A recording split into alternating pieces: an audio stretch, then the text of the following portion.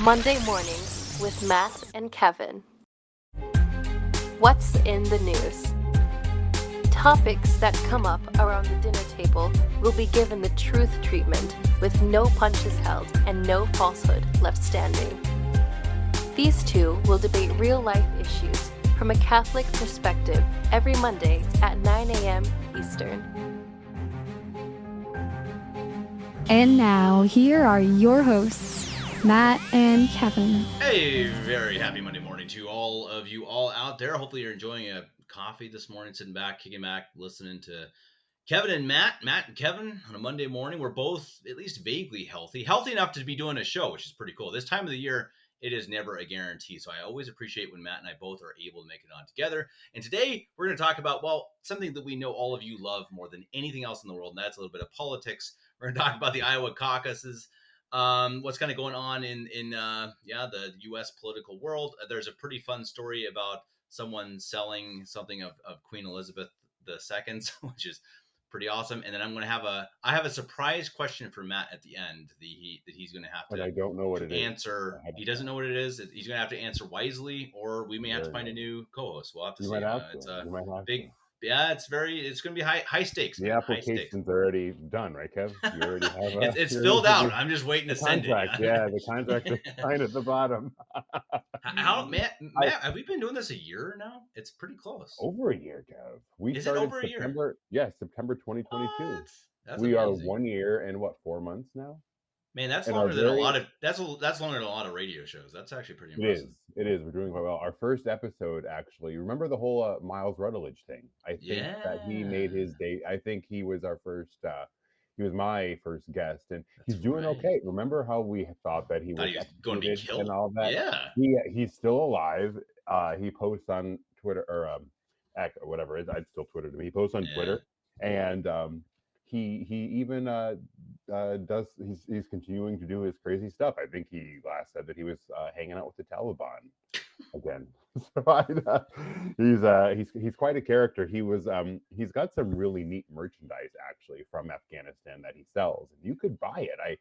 I was hoping that he would give me something just out of the kindness and gentleness of his heart, and I haven't gotten anything yet. But he's got some really nice stuff from that. Who has an opportunity to own something from like Afghanistan?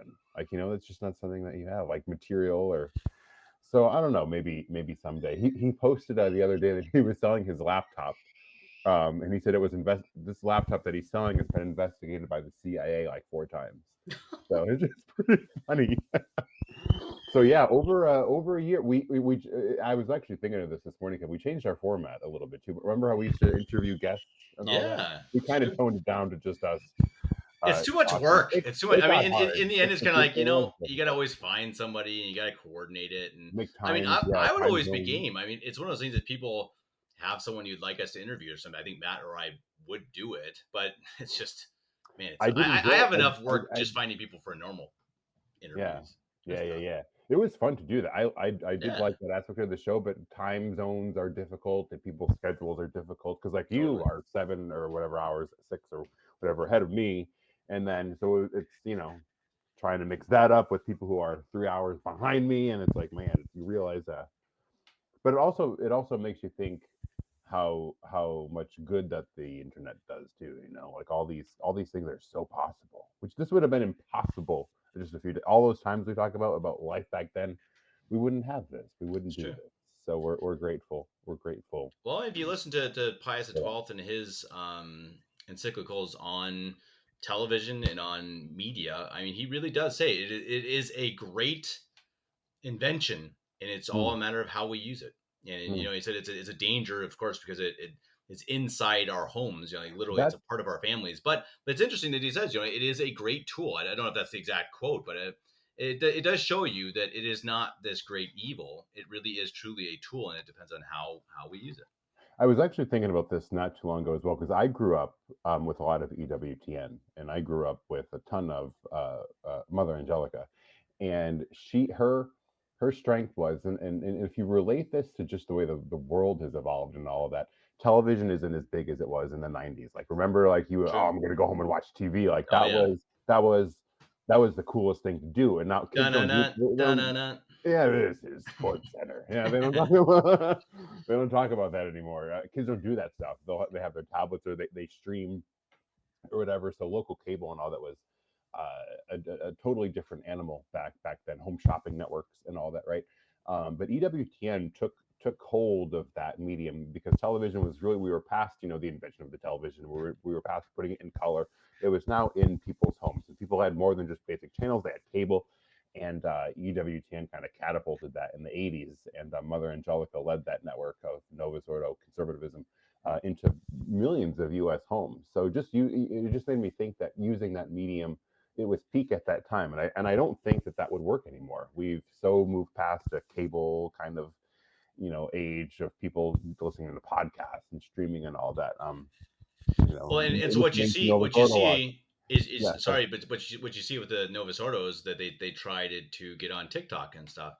And so when they do that, so right, exactly. So they try to get on TikTok and they try to act like people on TikTok. And it's like, well, again, here's the great failure of the Novus Ordo, right? That we need to become like the world in order to connect Yes. with people. It's like, that's not what the church does. The church is always needs to be separate from the world and needs to be, one holy Catholic apostolic, and certainly not doing stupid dances by priests on TikTok. And they don't get it because because they don't have the faith. They don't It made me think, and I came every now and then. Here's what's great too about having a Twitter account is I'll forget that a document or a letter or an encyclical or whatever existed, and then it'll pop into my memory, and then I'll just search my own name because I know I've tweeted about it. I'll search my own name with those words, and I'll find like, oh, I remember talking about this whole thing, and it brought me back to a memory because these TikTok videos of these Novus Ordo priests doing these very strange dances. I don't know if you've seen them, but I posted one. One of them was doing the sign of the cross benediction as a dance to some hip hop music or whatever, and it's like. And it made me think, and this didn't come to mind when I was watching the videos, but the other day I was driving, and I was thinking about Pius X for some reason. He was just on my mind, and I was thinking about some of his works, and then it clicked in my mind because I remember Mario read it on one of his podcasts, and so I remember tweeting about it.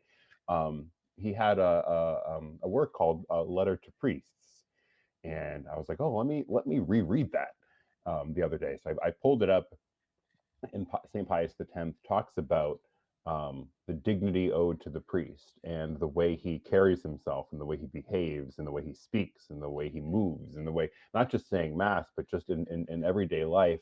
And he talks about sanctity and virtue and decorum and all of these things. And it's like, wow, this letter needs to be put out there again for people to read. It's just simply called Letter to Priests. It's very short. You can Google it. But it's his stern warning, and then that snowballed. No pun intended. It has been snowing here. That snowballed into me reading a work of his called. It's in French.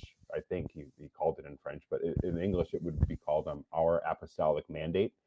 And it's just so beautiful and so rich, and it made me quite sad because the document written by Pius X was so full of Catholicity and so full of zeal to the one true faith and so full of zeal and love and just like this overwhelming joy of the supremacy of the Roman pontiff. These documents are just beautiful, and you think of what is happening now. Like we read last week, what did Francis say? God is dreaming and all of that. Like who the Holy Spirit is blowing. Who comes up with these things? So anyway, just a little rant there. I poured on the caucus, Kev. Should we jump to the caucus? Wait, we're 8.5 minutes in it. Haven't even started talking about politics, Matt. Come on. Yes, I know that was our topic today. Okay. So I honestly have not even. I don't really pay attention. The last 4 years, I've honestly been pretty tuned out to politics. At least the last 2. I just don't really care. But I should. I mean, I do need to get honestly a little bit back. I need to get at least aware enough to know what's going on. So it's good. I'm glad we're doing this because I have really almost zero idea of what's been going on with the caucuses and what's going on, in the elections. This is such an unprecedented primary, and I'm thinking back in my own experiences, thinking about previous primaries and all that, and there's quite a battle up until really Super Tuesday, it's called, which is in March maybe or April, I forget, but really a battle between candidates seeking their own nomination. And we might have an instance, Kev, where Donald Trump wins all 50 states as a challenger. Joe Biden's the incumbent. as a challenger. This is unprecedented. I mean, his numbers that came up in Iowa, and I want to go through them in a little bit, but his numbers in Iowa were record-setting. No candidate has done so well in the Iowa caucus. And not only that, but his two main challengers now, the rest I believe have jumped out. Ron DeSantis and Nikki Haley. Now, you would think that their strongholds would probably be in their own state, right? Nikki Haley was a very successful, well-liked governor of South Carolina, and Ron DeSantis was a very, very, very successful governor, and again, well-liked governor of Florida. Look at the polls for the primary in those two states. Trump is beating DeSantis in Florida by like 30 points, and Trump is beating Nikki Haley in South Carolina by like 30, 40 points. I mean, these are the states of these other candidates. We are probably looking at a 50-state sweep for Donald Trump. That is unprecedented. The only challenge that he has is Tuesday, is tomorrow, of New Hampshire, and where Nikki Haley does very, very well in polling, and he has a 17, 18-point lead over her there. I mean, these numbers are just wild. So I wanted to break apart a little bit the actual exit numbers, because I think these are very telling. Now, I don't have 2016 in front of me, but Donald Trump has really boosted his likability among all demographics and among all certain types of voters. He was polling quite, for example, in 2016, evangelicals he didn't do so well with that voting bloc, did extremely well here. And what I've noticed, if you listen to his victory speech and all of that, he has completely pulled away from the verbiage that he used in 2016. He has not used those nicknames of Crooked Hillary, half a candidate, K6, Little Marco. He has not done that. They were funny, but he hasn't used it at all. He actually said, I am competing against very talented politicians, very talented and good people. His tone has changed, and I think that people they don't have anything to throw against him here. So let me just go through some. Yeah, I think it probably. I mean, it was funny to hear. You know, I mean, I think it was kind of funny back then, but overall, it doesn't do well when he does it. Well, if you think about it, I think Trump got in 16 partly because of his personality, and he was so different. He was so extreme. People were kind of like, at first they're like, okay, there's no way he can actually win, and then his personality just won it for him. But I think the interesting thing now, 8 years later, is that we see that, well, Trump was good enough, at least economically, and Biden has been such a disaster that I think he really truly can just run on his record primarily. I mean, I think there's a lot of issues, his COVID, stances, etc. But I think he's learned that his personality was what cost him a lot of 2020. Mm-hmm. Okay, and I mean, if you call it a fair election or not. Yeah, exactly. I think part of it was his unlikability. So it's very interesting. I had not heard that. That's good insight. Probably. And they mentioned this too in one of the on-air commentaries, was that he's the only candidate in this race who doesn't need to talk about what he will do. He can talk about what he's done, and that is an entirely different approach, and he has. And so here's some numbers I wanted to go through. Maybe if you want to, anything that stands out to you. So. Are you a white, born-again evangelical Christian? So for those voters who said yes, 53% went Trump, 27% DeSantis, 13% Nikki Haley. College graduate, 37% Trump, which was the highest. No college degree, almost 70% for Donald Trump. Now these numbers here are interesting too. So are you between the age of 17 and 44? Those numbers went 34% Trump, 29% DeSantis. Pretty close. Are you 45 years or older? 56 Trump, 19% Haley in the second place. Do you consider yourself, now after this one, there's a really interesting one. Do you consider yourself liberal, moderate, somewhat conservative, or very conservative? 52% of Iowans consider themselves as very conservative, and that went 61% Trump, 26% DeSantis. 5% Nikki Haley. Those people who consider themselves moderate or in the middle, only 20% Trump, 63% Nikki Haley. So if you think about it, in 2016, Donald Trump's base was not the far right people who call themselves very conservative. That was more Ted Cruz, even maybe Marco Rubio a little bit, but that was more so like that I don't know, like that Ted Cruz block of kind of voter. Mike Huckabee even a little bit.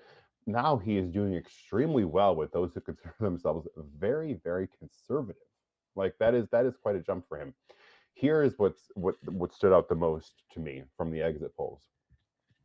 Do you think Joe Biden legitimately won the 2020 election? Yes or no? 66% of Iowa voters said no.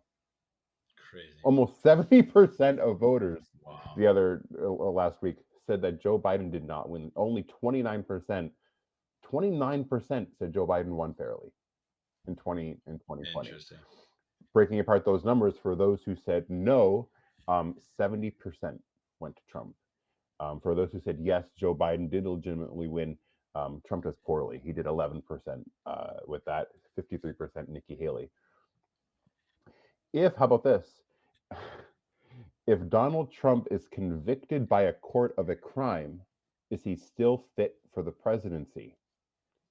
65% of voters said yes, of course he is. And 72% of those voters said Trump would be their number one choice. Only 30% said no. Are you favor of banning abortion nationwide? 61% of Iowans said yes, they favor a nationwide ban on abortion. Who do they trust to do it? Donald Trump, 55%. Now that he has been totally against that. I think if you want to focus on abortion as an issue alone, I think DeSantis might be a stronger candidate in terms of wanting to implement more stricter restrictions across the landscape. Only 25% went for DeSantis, for those who favor a nationwide ban.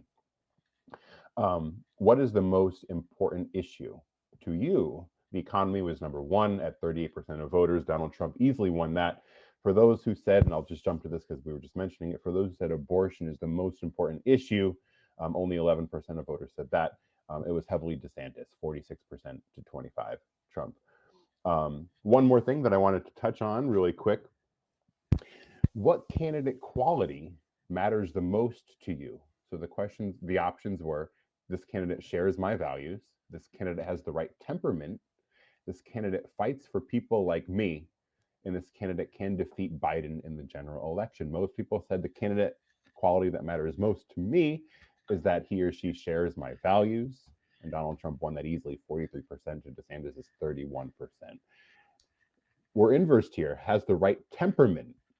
So 11% of Iowans say that the most important characteristic in a candidate is that he has the right temperament. Only 10% said Donald Trump has the right temperament. 66% of those 11% of voters said Nikki Haley would be their choice. And then I'll just jump here. Who can defeat Joe Biden in November? Now, this is the guy who Joe Biden just said that he was a congressman the other day, by the way. Can defeat Biden. 14% of Iowans said this is the most important issue to me, and Donald Trump won that, 40% to Nikki Haley's 33%. So Donald Trump was just, and they don't have it here at the screen I'm looking at, but they showed it on the network that I was watching. In all of these groups that he did well on, and even won in 2016, he improved on in 2024, in 2024. This cycle.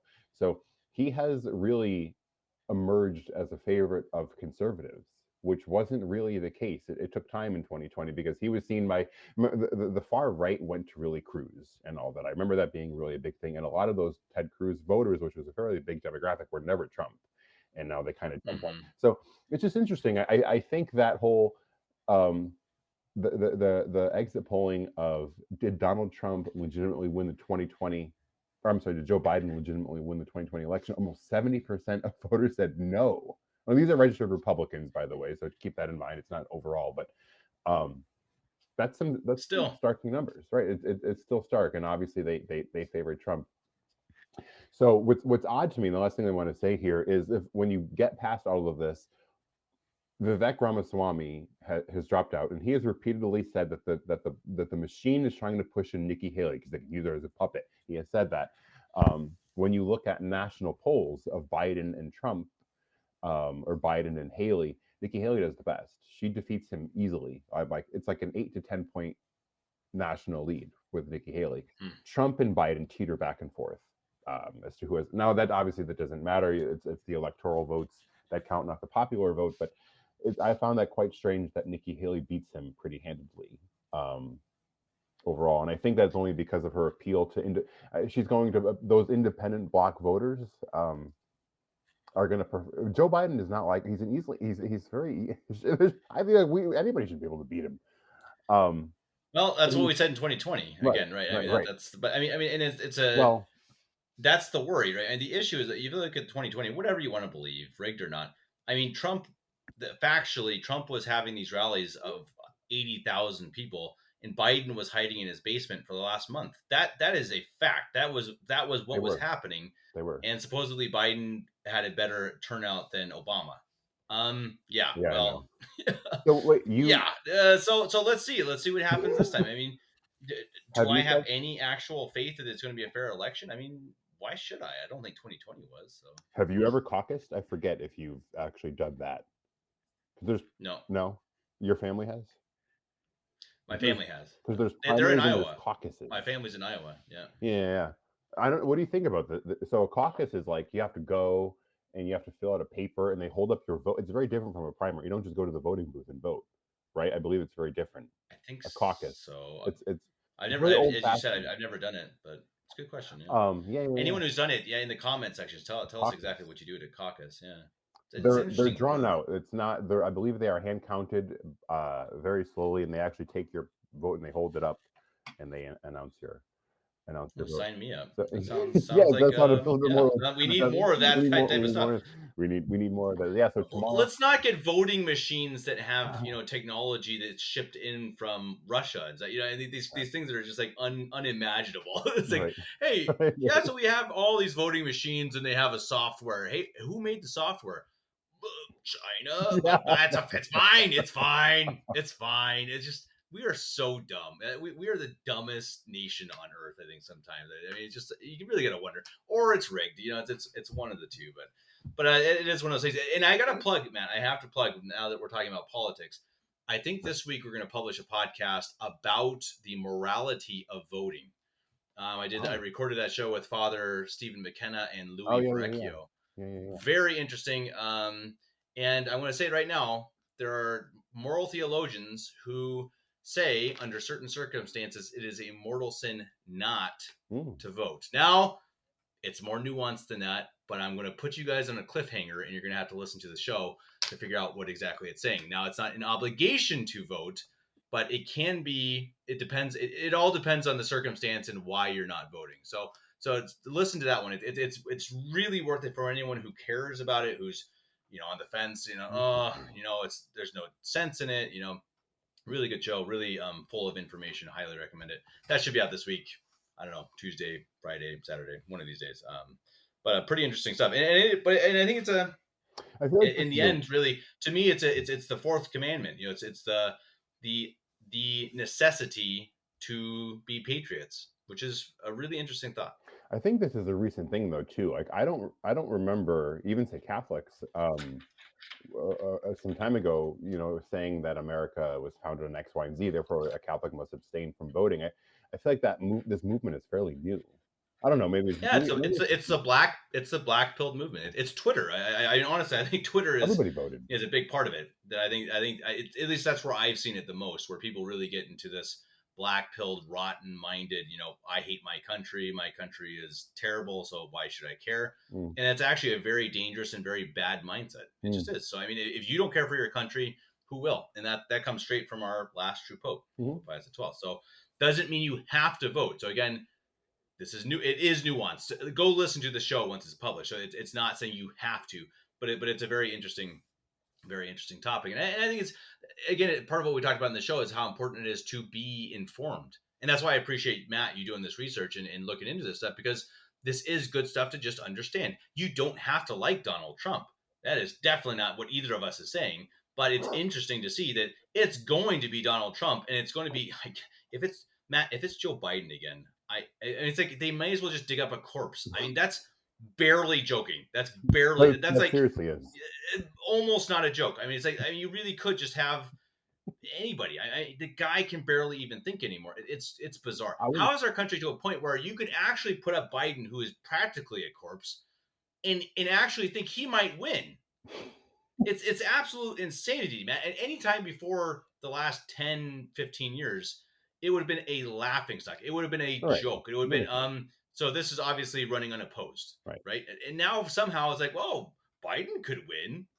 Come on, it's such it is really such a farce. But I still very much believe in voting. Personally, I think it's a very important thing, and I think that, again, personally, Donald Trump is surely the lesser of two evils when you compare him to a Joe Biden or Michelle Obama or whoever it actually Nancy ends up Pelosi. being.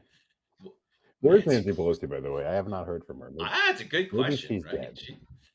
There are a bunch of these people that just disappeared, didn't they? Boy, I remember Nancy all Pelosi has the disappeared. buzz in the Congress, and then right. Nancy Pelosi has disappeared. Let me jump to Kev. I found this really interesting news story that we kind of mentioned when we started. So this guy here, a 26-year-old. This is taking place in England. A 26-year-old man tried to sell a stick on eBay that he claimed was a walking stick used by Queen Elizabeth II and has been sentenced for defrauding eBay buyers. So this guy, he claimed on his eBay page that he was, this is a 26-year-old dude, young guy being funny, claimed that he was a senior footman, his title, I don't even know if that's a thing, at Windsor Castle. Sounds weird. And he was able to acquire a walking stick held by Queen Elizabeth II, and the auction had reached $686 before the listing was canceled because the police took note of his work. And then it says here, he used the death of Her Majesty Queen Elizabeth to try and hoodwink the public with a fake charity auction fueled by greed and a desire for attention. I just came across that and I had to share it because the reason why this stood out to me was because how did he get this idea? Do you think that like he was walking one evening on his own, he saw a stick on the ground, he goes, I know, let me pretend that this stick belonged to Queen Elizabeth and I would put it on eBay. Right.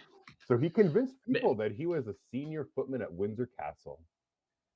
Maybe he got hoodwinked at one point and bought something fake, and he's like, "Okay, you know what? I'm going to try this myself." I mean, here's the question: who is really more at fault here? The guy who did it, or the people who are going to buy it? Why would you want? I mean, it's like, well, and why would you believe? I mean, it's really one of those crazy things about the internet. It's like, well, it says it here, and so obviously it's true. I mean.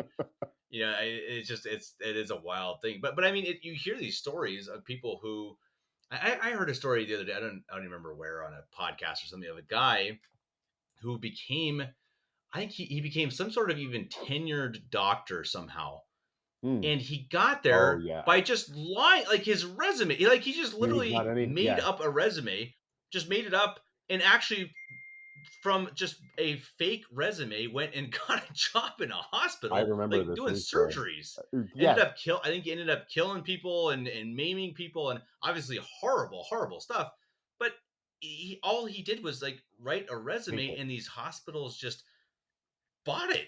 It's crazy. I would say, well, you hear the story of the guy who sold the Eiffel Tower 3 times. It's like, well, I mean, heck, if you can. But it's like, you've got to provide documentation and all of these things. So like how he just got there, I do remember that story, and you're right. I believe he was a surgeon. I think that was the case. And this guy had nothing at all whatsoever. He just and he was there was another funny story. I forget where I came across it, but it was about a couple who lied about a death in the family, and they were collecting hundreds of thousands of dollars, and it was all fake. It was just all made up. So I don't know, people are able to forge things and get stuff done and all of that. Don't trust the internet, guys. Okay, now I know Matt's going to go here pretty quick. So sure. So Matt, I got a question for you. Okay, so do you think that children should say Mr. and Mrs.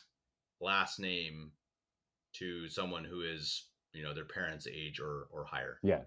Or should they call them by the first name? No, absolutely. That was huge for me. Growing up, you had to say Mr. or Mrs. That was extremely disrespectful. You would never even think, and I even think as a kid, I think that was just like, I didn't even need to be told that. It was just common sense. You would think that as a child. Like for me, I wouldn't dare say like my neighbor's first name like at all. That was extremely disrespectful. That's an easy one for me. Yes, Mr. or Mrs. is definitely and that has gone away now. By the way, people I've seen young It seems like it. That's and the question. Yeah. or they'll even say Mr. first names like oh, I'm going over Mr. Kevin's house. I'm going over Mrs. I don't know, Mrs. Lorraine's house or whatever. Like even like that, like it was always Mr. last name, Mrs. last name. Right. And so And here's that the was next it. question, I guess. If a kid comes up to you and says, "Hi, Matt," do you correct him and say, "Hey, no, that's Mr." And what role? Like me being Yeah, I don't know. any role? Let's say it's a kid at church. Mm, It's a kid who's a 10-year-old and says, "Hey, Matt, how are you doing?" Do you correct him? Because I think this is really the interesting mm. question. That it's like, okay, I mean, because I agree with you. I'm totally with you.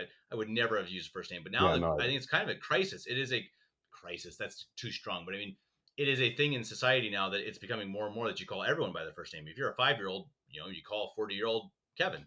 But right. how do we Right. change that if we don't correct them? So I think that's really, and I've had it the same. And it's a little different here in Germany, but I mean, it's the same issue. So if someone calls me Kevin, it's almost my responsibility to correct them and say, no, sorry, Mm, you need to call me Mr. Davis. right. And I think but that's tough because it is kind of like, do I want to deal with this? Is this a fight I want to fight? So would you do that, you think? I think it would depend on my relationship with the kids. Like I feel like if it was somebody that I knew I would know, or somebody that I know, like if I had children that my children would interact with, then yeah, I would definitely correct that. But if it was just maybe something in passing, I don't know if I would say anything. I would agree with you that it needs to happen, but I don't know if I would pick that fight with somebody who I just met and would probably ever see again. But I think like if you're Sure. at a community like your chapel or wherever, then that should certainly be addressed. And even like I remember being a kid and going over friend's house and all of that, and just spending time with kids outside of school or whatever. We always called each other's moms by Mrs. Blank, and then if I went Right. over their house, I had a good friend who lived close to me, and I would visit even maybe once. So we were very familiar with each other. It's not like we saw each other rarely. I would probably go for his house once a week almost, just to hang out after school. And I would always call her Mrs. Last Name. And then Right. and then my mom would come to pick me up after school, and he would say, "Oh, Mrs. Last Name is how you do, Mrs." That was just common. Right. It almost didn't. Sure. It was just normal. You didn't think Well, anything. I try to think about it now. Even thinking about it makes me like queasy. Like thinking of calling my the parents of my friends calling them their first name is like, ugh. It's like, ugh, I can't even imagine it. But now again, we can't blame the kids. It's not the Right, kids' they fault don't. that they're Right, calling everyone by their first name. right. You can't blame kids on pretty much anything. I mean, everything is a result, and not everything, but A lot. you guys know what I'm saying. Yeah, I mean, it's the result of their environment and especially their raising. It is who is telling them what is good, what is bad, what should they do, because they need to be given the rules, and that's the question. I mean, how much do we need to be saying? I mean, I got a couple of kids, so I mean, do I need to be telling them, hey, I don't want to hear you saying first names, even though here in Germany, as I think in the US, it's getting more and more Oh, yeah. accustomed Oh, to yeah. call everyone by their first names. But I think that is a problem because you lack the respect. You're making you're letting a gap disappear that shouldn't disappear. Hmm. There is a respect difference, and there still is. Yeah. When I went back to the US and saw again the parents of my friends, I didn't go and say, "Hey, Joe." I said, "Hey, Right, Mister." right.